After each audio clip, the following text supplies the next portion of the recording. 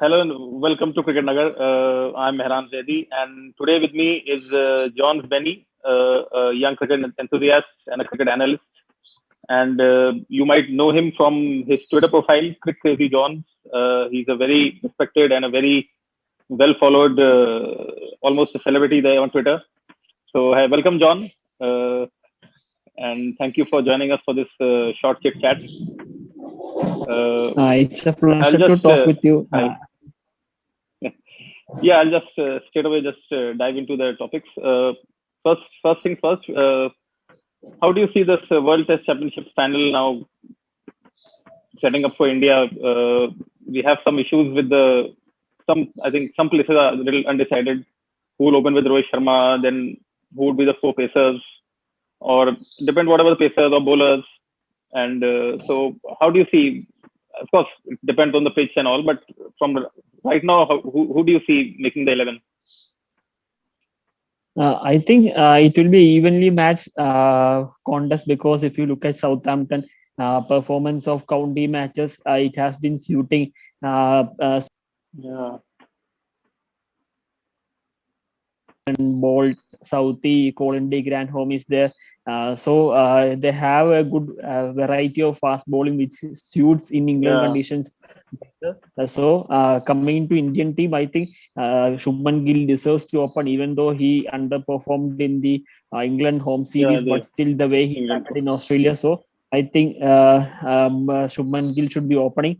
There is some confusion whether Shami to play or Siraj to play. But this pace trio consisting of Shami, Ishant, and Bumrah deserves to play in the final because they have been the pace attack which led India into the Yeah. World Test Championship from 2018. So they deserve to play. And depending on conditions, it will be ideal to play Ashwin and Jadeja because both has been better batsmen in recent past. Rishabh Pant at number 6, Jadeja at number 7, and number 8 should be Ashwin. So this will be the ideal playing 11 for India. Then mid order will be almost same with Pujara, Kohli, Rahana, Rishabh Pant at number 6. Yeah. So I think this will be the playing 11 for India. Yeah, I think maybe I think yeah, Vihari would be difficult to put in this 11. So I think for the final at least he'll have to sit out. Maybe the England matches against England, maybe he might get a look in. And so you would Yes, go with Gill we and yeah, yeah, yes, Bihari and Siraj might get opportunity in the England Test series yeah, because it's a England. long tour. There is 5 matches, so they might get during at the third test or fourth test. If top order fails, then they need a protection in the lower order. So Bihari might get a look in. Then workload will be managed of Bumrah, who has a T20 World Cup coming. Then there is South Africa tour later this year. So maybe workload will be managed. So Siraj might get an opportunity as Mm-hmm. well. So uh, these two guys will be looking forward to that England Test series. Yeah, of course. And then of course side by side we'll have that Sri Lanka series with the young team going. And I think month end, May end, it's we've heard that the team might be announced. Dravid, of course, will be the coach Yes. for this team. So that's quite exciting. And of course, there are a lot of names, but who do you think really deserves the to be in this squad? The maybe someone who you think might not be in it, but really deserves to be in this. I think if you look at who will be going to Sri Lanka, all the deserving players like Sanju Samson will be there, Ishan Yeah. Kishan will be there, Surya Kumar Yadav, Prithvi Shaw will be getting a look in as well because Rohit, Gill, then KL Rahul, etc. Mayank Agarwal also will be in England. Mm-hmm. So Prithvi Shaw might be getting an opportunity, especially the way he batted in the IPL. So I think the top 5 will be Shikhar Dhawan, Prithvi Shaw, number 3 will be Surya Kumar Yadav. Number 4 will be Ishan Kishan. Number 5 will be Sanju Samson. Then number 6 will be Hardik Pandya. Then if you look at the backup players, I think Padikkal might be getting a look in because as a left-hander he has an advantage. Then Yeah, yeah. Ruturaj will be in the ODI side. So this will be the mix of batsmen in the both formats. Then coming to bowling, Deepak Chahar, Bhuvaneshwar Kumar, then Rahul Chahar is there, Yuzvendra Chahal. So almost the big names will be going. I think surprise package, if you look at maybe someone like Chetan Sakriya as a left arm seamer, if Natarajan is not feeling well or he's not recovered from, especially his surgery was recently concluded. So maybe Chetan Sakriya. Other than that, most of them who did well in IPL, like Avesh Khan, etc., are already in England. Will be in England as a net bowler, etc. So, surprise packages, I think Chetan Sakriya will be the only surprise package. Do you think Ravi Bishnoi should be given a chance? Because last IPL he played he was amazing. This also, whatever chances he got, he was quite good, at least in the T20s. But yeah, of course, there'll be a lot of competition with Rahul Chahar and Yuzvendra Chahal already there. So, yes. But do you think he deserves a chance? Yes, if you look at team, there will be Yuzvendra Chahal will be there, Bishnoi will be there, then Varun Chakravarti also will be there. If Varun Chakravarti is not past this fitness test where he lost couple of times in the yo-yo test. If Varun Chakravarti is not passing the fitness test, then Ravi Bishnoi might get an opportunity. Other than that, I don't think they'll be going with 4 spinners in the side. I think if Varun Chakravarti is not going, then Bishnoi will be getting that opportunity. Yeah. Okay, now of course with the IPL the second half now remaining, and there's a toss up between some people are saying UAE. Someday we hear that UAE is almost finalized, then someday we hear that England is almost finalized as the venue. So India, of course, is right now mostly out of question. In India, it's very difficult. Yes. But now, if it happens in England, which team do you think would have the biggest advantage? Because considering the pitches there and I think if everyone is available, we need to look at the availability of the players as well. If you look at, there are lots of series happening. Even Ashley Giles has already told that England players might not be available as well. So we need to look at the players. Yes, we need to look at the players who are available.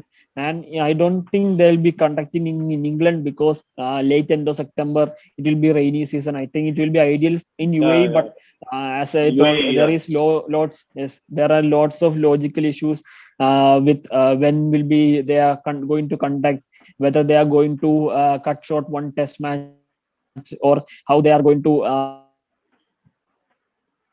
CPL will be ending on September 18th.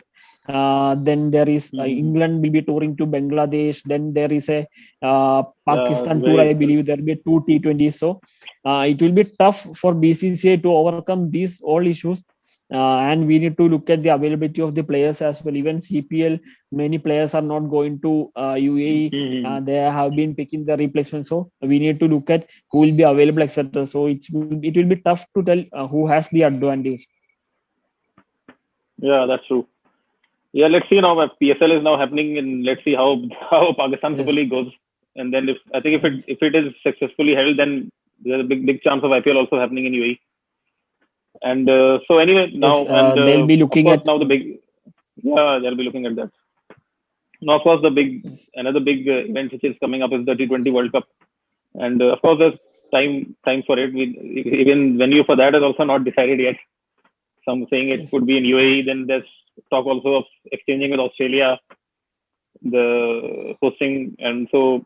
But who do you think? But Abhi, of course, we'll see. Maybe the Sri Lanka series would be a very useful one to decide who will be the squad. But do you see how do you see India's chances if it happens in UAE? I think India has a pretty good chance. If you look at the favorites, one will be West Indies because West Indies has a high voltage batting unit. Even though their bowling is slightly slim, but still their batting can overcome that. Even India will be in the top 3, top 4 sides. Especially there will be top 3 along with England, West Indies, and India. And if you look at the all-round side, like batting, bowling, all-rounders, spinners, etc., India has that everything almost covered. They just need to pick the right players and need to back Yeah, these that's true players. too. If you look, that's the one thing India need to do in T20 format, like giving Rishabh Pant more chances, KL Rahul in the top, then bowlers Mm. will be, India has that. If you look at recent, then there is sorry, then there is Bhuvaneshwar Kumar is there, Natarajan is there, Bumrah is Mm. there. A So lot of they options. have a very good pace attack. Only thing the worrying sign will be spin attack. I hope Rahul Chahar will be coming really good. Even Yuzvendra Chahar's Mm-hmm. confidence is bit down, but he has the time Yeah, a bit to down. overcome that. Then there is, yes, then there is Varun Chakravarti is there. So India has that all-round team. Looking at any team, even if West Indies gets to chase every match, then West Indies has that upper hand, but still their Mm. batting bowling is slightly slimmer. So if you look at the all-round side, India has a pretty good chance. Even if you look at England, they have Jofra Archer, Mark Wood, but their fifth or fourth bowling option is slightly slim. But Yeah, that's not India very. has the sixth bowling option as Jadeja and Hardik Pandya. So if once Hardik Pandya starts bowling, it will be another boost for Team India in T20 format. Yeah, of course, bench strength wise, India is, I think, the best right now. If you consider Yes, bench strength, we are yes, sending an almost a yes, full 20, almost a top playing 11 for second playing 11 is going in Sri Lanka. That can easily match yes, any or any top nation right now. So anyway, and yes. so, okay, one more thing I wanted to ask you. Uh, you are from Kerala, so how do you see Kerala players? Not really got much opportunities in the national team. I think after Tinu Yahanan, it was only Srisant, and then Yes, and Samson played Samson. some matches. Yeah. So how do you see? Do you see any newcomers? Of course, there's Mohammad Azharuddin, who suddenly burst out of the scene. He didn't get a chance in the right now till now, and of course there are some others. But who do you see now? Do you see some youngsters coming up who could be knocking at the national doors? If you look at in recent,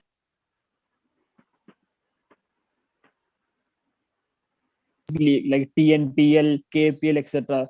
In Kerala, we don't have Hmm. that kind of structure. But still, if you look at our Yeah, that's T20 side, more than Test or ODI, our T20 has been doing so well. Even though we are not qualifying to the semis or qualifying to the finals, yeah. etc. But if you look at our top seven, like Vishnu Vinod got an opportunity, Vishnu Vinod is a then good. Mohammad Asruddin got an opportunity, yes, Jalak Saxena got an opportunity, then Sanju Samson is already there. So then Robin Uthappa, who has been in Karnataka, but still he is playing for Yeah, he's a, Kerala. He's playing in IPL. So our top seven. The main issue is that we don't have a perfect structure or a league like hmm, KPL or TNPL to KPL or PL. grow the youngsters. One of the youngsters who is a really good guy who has been performing so well in the domestic season, in league matches, etc. for Kerala. So he'll be the one guy to watch out. So let's see. Hope we see some more players from Kerala at the national level. So thank you, John. Thank you for talking with us. Hopefully soon It's a we'll pleasure. catch up with the new with the new updates. Sure. Thank you. Thanks a lot. Thanks.